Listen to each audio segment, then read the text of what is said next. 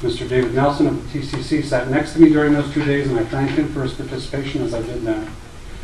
One of the discussion groups in that 2-day process looked at the questions of employee evaluations and compensation. The consensus in that discussion group, which was endorsed by the full planning committee and unanimously by this school committee, was first to focus on developing a fair and effective evaluation system.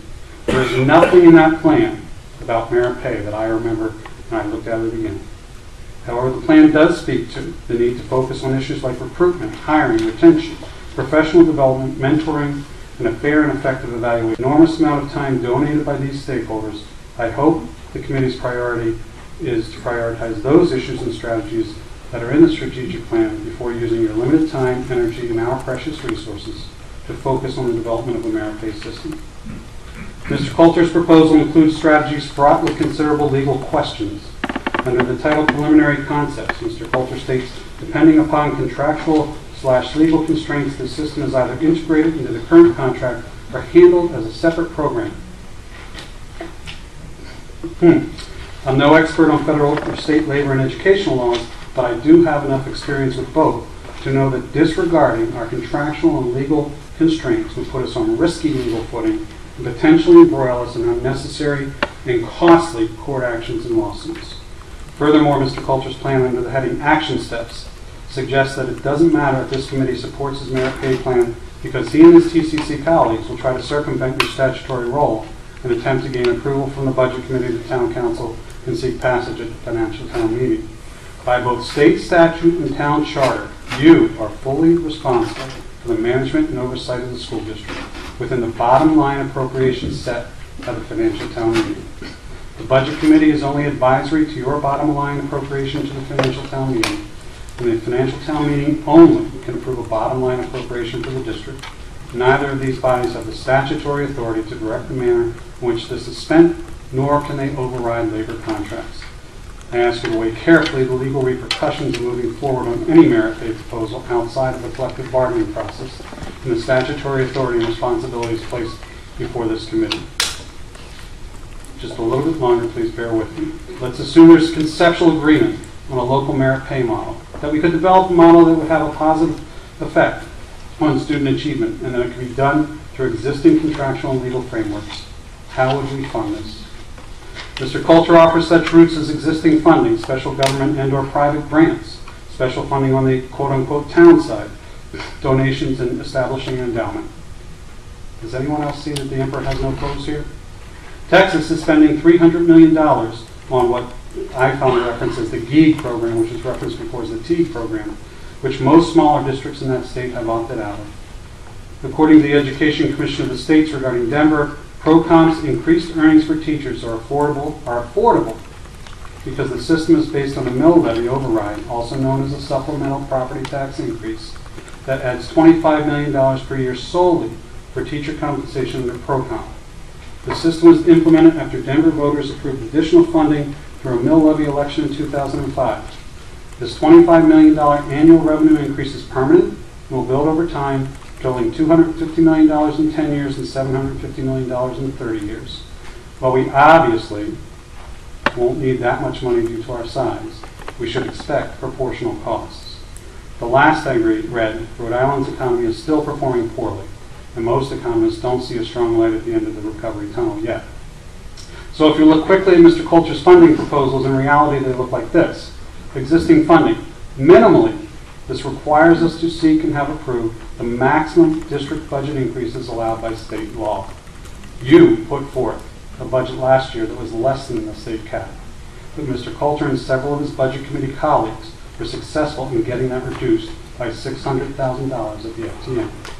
Additionally, I know there are numerous other positions and costs we have reduced, eliminated, or been unable to consider over the years, such as a performance-based graduation requirement coordinator that would result in greater student achievement gains than would merit pay. As well, the expansion of early learning opportunities, including full-day kindergarten, should top our list because the research clearly correlates these with long-term social and educational benefits.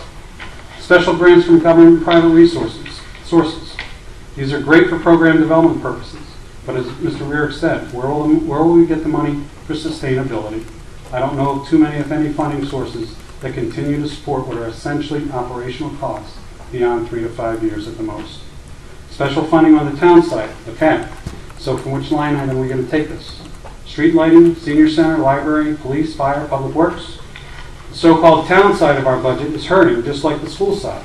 So it clearly isn't realistic to expect any of those areas to give up their needed funding for Mr. Coulter's proposal. A bond, perhaps? From my perspective, the next 2 bond referenda we need to support are for a new library and sewers in the north end of town. Donations, or perhaps we should hold a car wash.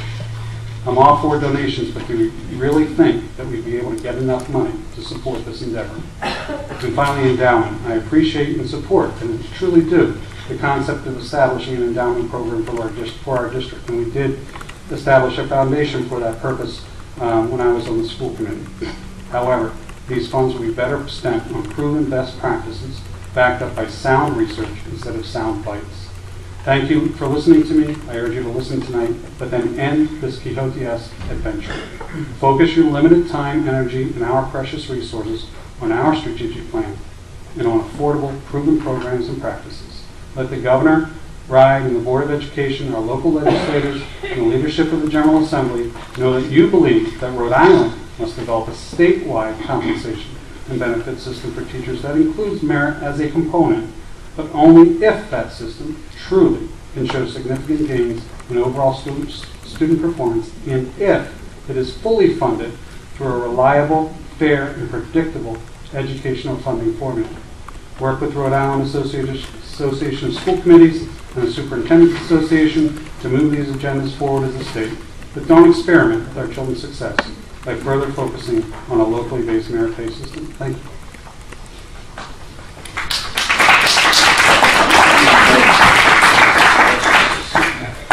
I want everyone to get a chance. I want everyone to talk. So we are going to let Mike walk away without question? No, it's up to you. You run the meeting. I'm saying you can come back, let everyone talk first, and then come back. I have at least a couple of questions. Okay, give it a chance. Now, you know enough about the state, am I right? Someone else knows more than you do? Certainly, yeah.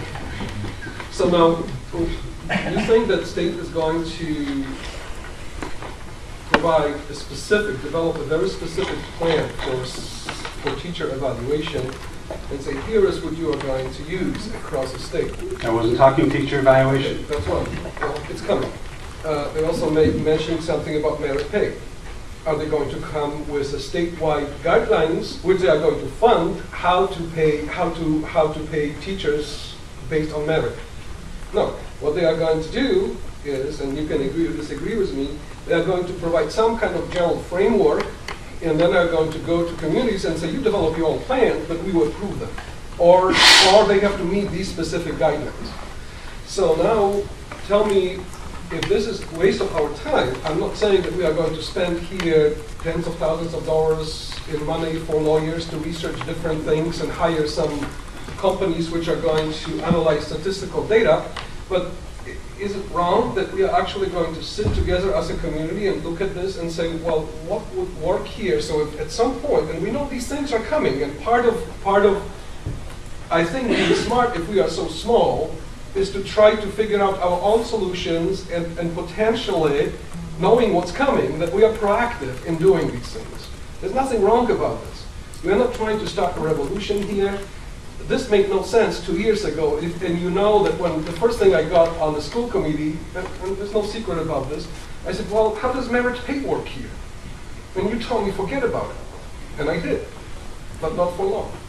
I don't think those were my exact words, but... So, well, I'm just kidding, but pretty much that's how it works, because at that time only merit pay was always spoken in context of standardized testing. And obviously I didn't agree with this either. But at this point you hear about merit pay and evaluations at federal level, at state level. Now you hear even louder at the state level. So what's wrong? Is this truly a waste of time to talk about this at a local level? Is there a question in there, Jan? Yeah. Okay. No question.